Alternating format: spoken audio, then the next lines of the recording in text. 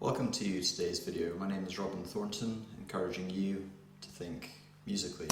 And what I'm going to be encouraging you to think musically about today is about arpeggios and about how we can apply them to the music that we love. They are something that you'll learn for exam purposes, but exams are a very small part of a much richer musical life. So, okay, you learn them in order to get through an exam, but what you should be doing, really, is picking out songs that you like, going and finding chord progressions and playing them as arpeggios, playing them as broken chords. I've done a separate video on those, and as chords as well, and seeing what they are. So anyway, the word arpeggio means like a harp, or harp-ish is probably the closer translation. So a harp is something which plucks its notes individually. So instead of playing the chord as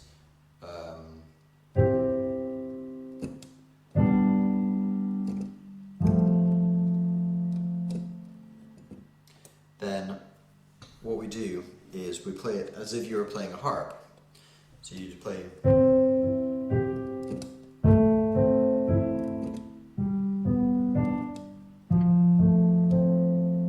and so on. So just to recap what a chord is, it's when you play three notes together, or notes together fundamentally, but three notes together in this context, and we play note 1, note 3, and note 5. The reason we refer to them as notes 1, note 3, and note 5 is so that that is equal and it applies equally across all of the different places we could start. So if I started on a D and played note 1, but not note 2, note 3, which is the F, but not note 4, and then note 5, then that gives me 1, 3, and 5. If I started on the G, that's a G, but not the A, a B, but not the C, and a D.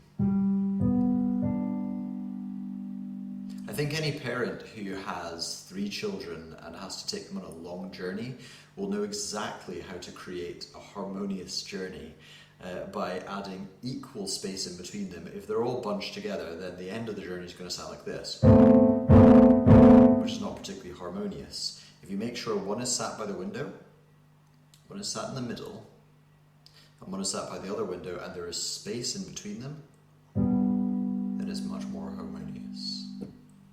So, little arpeggios.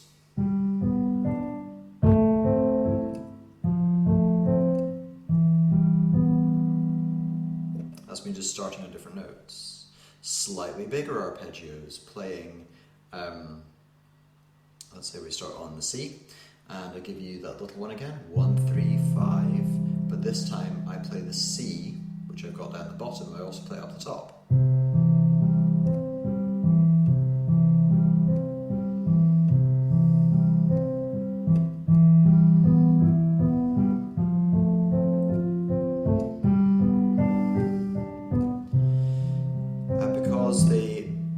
Because we're using this equation of 1, 3, and 5, I know that it's going to be equal across anywhere that I started. Say the C, the E, the F, or the G.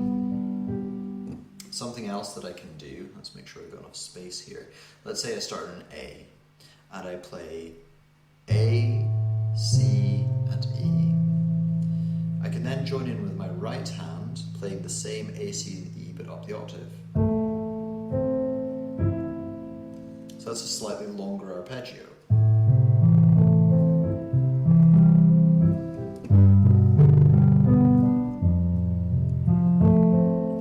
What I could do there, let's say I do this on the G, I think you'll see the note G, where I'm going to head up to, is up here, just slightly at the end of the camera. Can I reach this? I'm just going to swing the camera around a little bit so you can see that top note a bit better. Just follow me along here. So I've got my my A over here. Let's go A. A, C and E. A, C and E an octave higher. Move my left hand over the top to catch this A up the top here.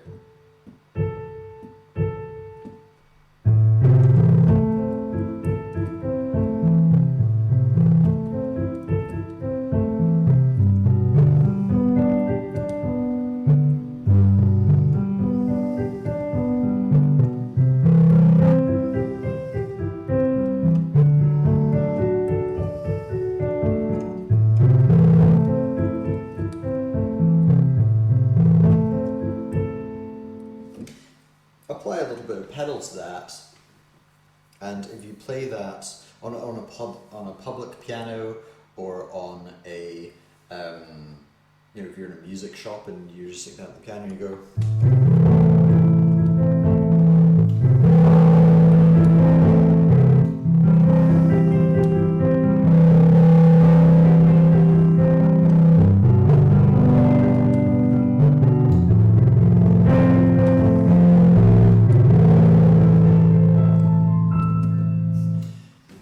Think, ooh, you're really impressive, I want to sound like you. Some of the most important music I've ever listened to has been in music shops while I've been at the counter, and someone else has been testing a piano in the background. I thought, wow, just really nice to just hear. Very simple, but very effective. That's the arpeggio. Have fun practicing, and I will see you in the next video.